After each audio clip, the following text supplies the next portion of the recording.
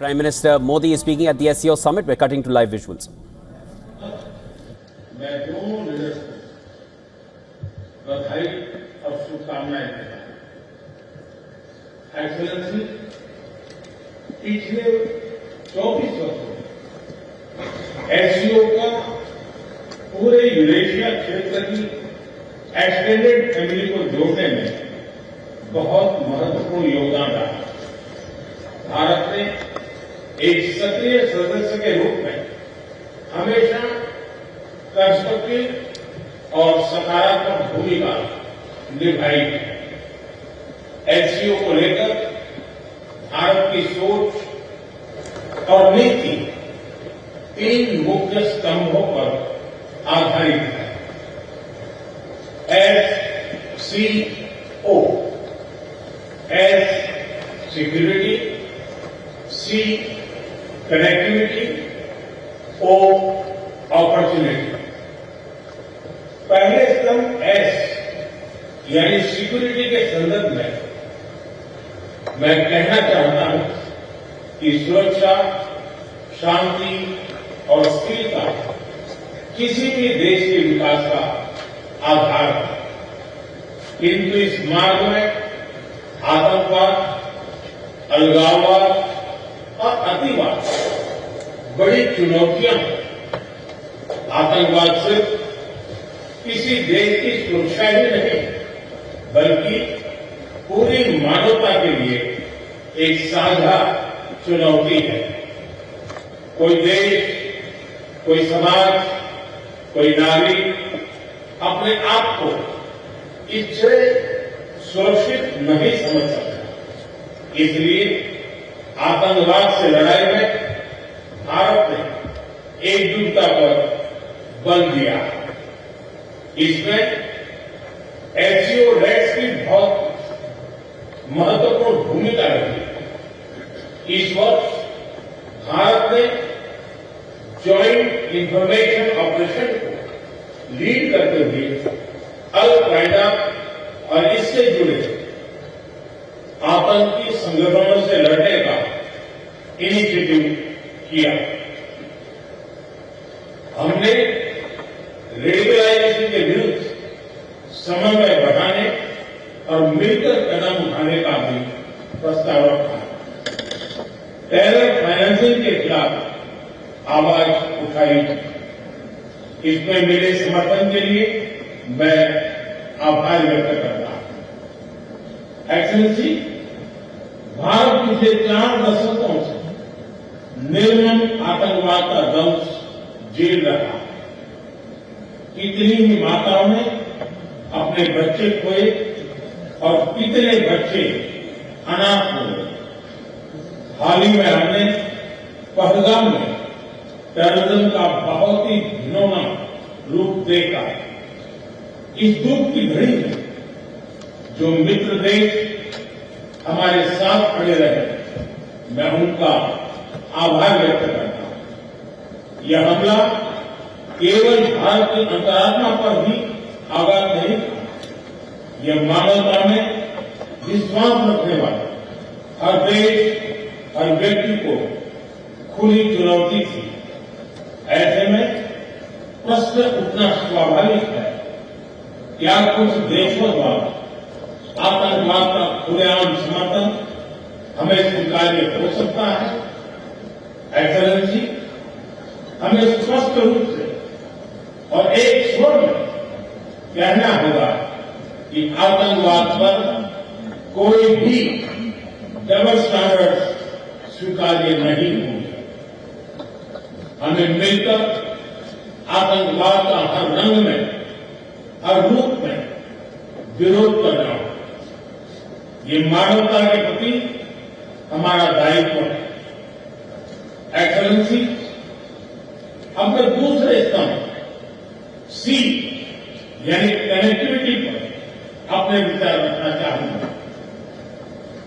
भारत का हमेशा से मत रहा है कि मजबूत कनेक्टिविटी से केवल व्यापार ही नहीं बल्कि विश्वास और विकास के द्वार भी खुलते हैं।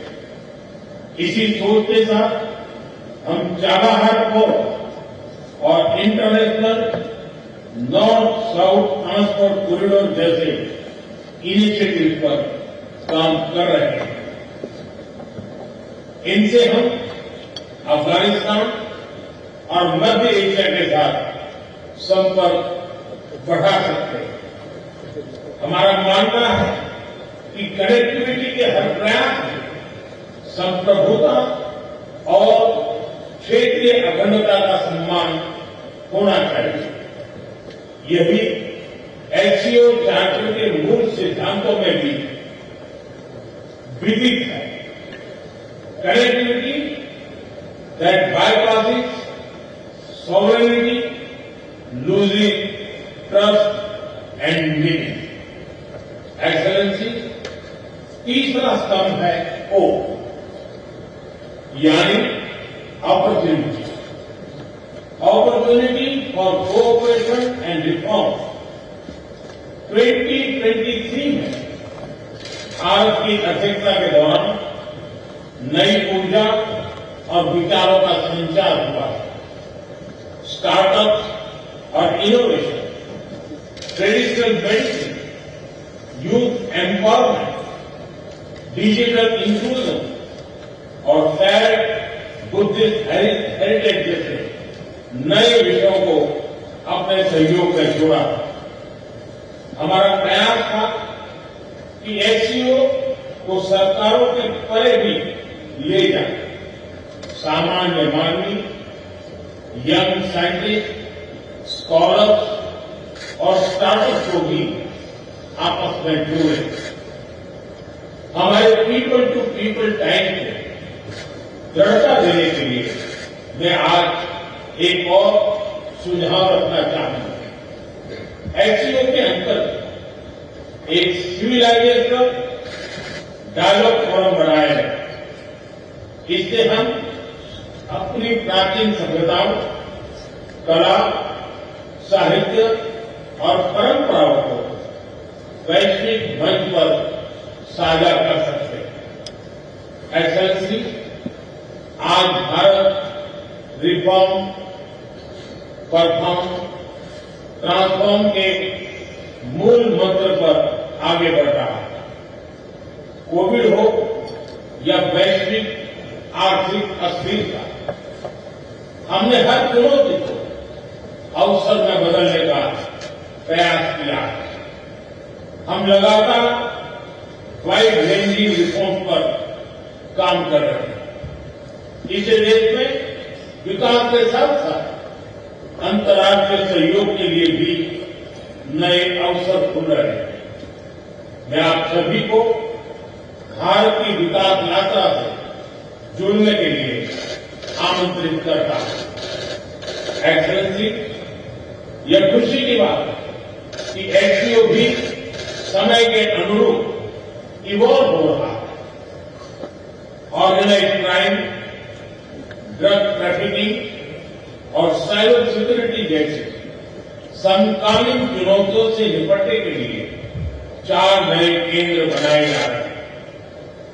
हम इस रिफॉर्म ओरिएंटेड माइंडसेट का स्वागत करते हैं। वैश्विक संस्थानों में रिफॉर्म्स के लिए एससीओ सदस्य आपसी सहयोग बढ़ा सकते हैं। संयुक्त राष्ट्र की 80वीं वर्षगांठ के अवसर पर हम एकमत होकर यूएन रिफॉर्म का आह्वान कर सकते हैं। ग्लोबल साउथ की आकांक्षाओं को आउटडेटेड फ्रेमवर्क में कैद रखना भावी पीढ़ियों के प्रति घोर अन्याय है। नई पीढ़ी के बहुरंगी सपनों को हम पुराने जमाने की ब्लैक एंड व्हाइट स्क्रीन पर नहीं दिखा सकते। स्क्रीन बदलने की होगी। एचसीओ मल्टीलेटरलिज्म और इंक्लूसिव वर्ल्ड ऑर्डर का मार्गदर्शक बन सकता है। मुझे खुशी है कि इस महत्वपूर्ण विषय पर आज एक स्टेटमेंट जारी किया जा रहा है। एक्सेलेंसी, हम सभी पार्टनर्स के साथ समन्वय और सहयोग के साथ आगे बढ़ रहे हैं। मैं एससीओ के अगले अध्यक्ष किर्गिस्तान के राष्ट्रपति और मेरे मित्र प्रेसिडेंट जपारोव को शुभकामनाएं देता हूं। बहुत बहुत धन्यवाद।